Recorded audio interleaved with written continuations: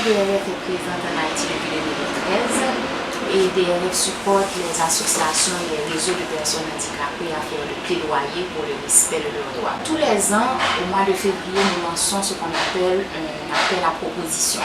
Et l'appel à proposition est ouvert sur toute l'étendue du territoire et nous encourageons les associations de personnes handicapées, toutes les associations, mais vraiment avec une emphase sur les groupes les plus marginalisés, dont les associations de femmes, à appliquer pour les subventions, donc tous les ans au mois de février. À la hauteur, cette année, jusqu'à, je pense, le budget, c'est de 273 000 $ pour toutes les associations. Je pense que nous avons 13 associations cette année et c'est de 273 000 $. Non, du tout. Ce fonds n'est pas à la hauteur, mais si vous regardez le paysage en Haïti, le paysage des subventions en Haïti, les associations de personnes handicapées, particulièrement les associations de femmes handicapées, sont exclues de la majorité des appels à proposition. Elles n'ont pas, comme elles n'avaient pas l'habitude de gérer des fonds, et en général les bailleurs et les donateurs ne sont pas intéressés à des associations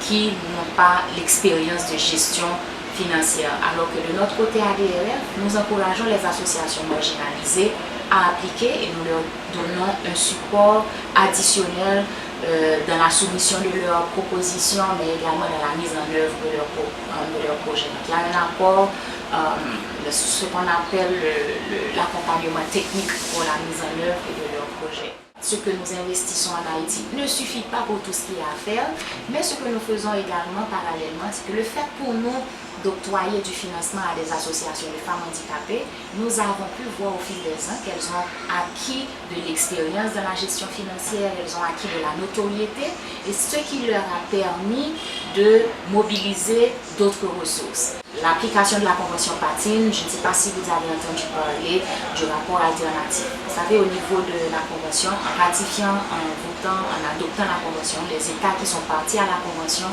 ont pris l'engagement de soumettre un rapport sur la mise en œuvre de la Convention. Et l'État a soumis récemment son rapport et les associations de personnes handicapées ont pu également soumettre leur rapport alternatif, ainsi que ceci s'est produit également pour la Convention relative contre la discrimination et les violences sur les femmes. Et l'un des points qui a été soulevé systématiquement, c'est le budget qui est alloué à la réalisation des droits des personnes handicapées. Le budget, c'est le point de départ de l'engagement d'un État pour la réalisation des droits des citoyens. Et quand je parle du budget, je ne veux pas seulement parler du budget du bureau du secrétaire d'État à l'intégration des personnes handicapées, parce que les droits des personnes handicapées vont au-delà de ce bureau. Ce bureau n'est pas là pour la réalisation des droits des personnes handicapées. Il faut voir le budget du ministère de l'Éducation nationale. Est-ce qu'il y a dans le budget de l'Éducation nationale assez de ressources pour former les enseignants sur l'éducation inclusive? Est-ce qu'il y a des ressources au niveau pour la construction d'écoles accessibles? Donc, il faut voir tout ça. Est-ce qu'il y a au niveau de l'éducation nationale des ressources pour octroyer aux élèves du matériel adapté? Parce que les non-voyants ont besoin de matériel adapté. Donc, est-ce qu'il y a tout ça? Donc, au niveau de la santé, donc, il faut vraiment voir, c'est une approche transversale. Le budget, il ne faut pas voir quelle enveloppe spécifiquement est allouée aux personnes handicapées, mais c'est de voir au niveau de chaque ministère, au niveau de chaque poste. Mais le budget ne reflète pas cela. Du tout. Du tout. Pour le moment, quand on parle de budget alloué à l'application de la Convention ou le budget alloué aux personnes handicapées, on se réfère uniquement au budget qui est alloué au BCEF, au bureau du secrétaire d'État à l'intégration des personnes handicapées. C'est fait là pour faciliter au niveau du reste de l'État, les appareils de l'État, vraiment cette approche inclusive, aux personnes handicapées, que ce soit systématique au niveau de toute la politique publique et au niveau de toutes les lois.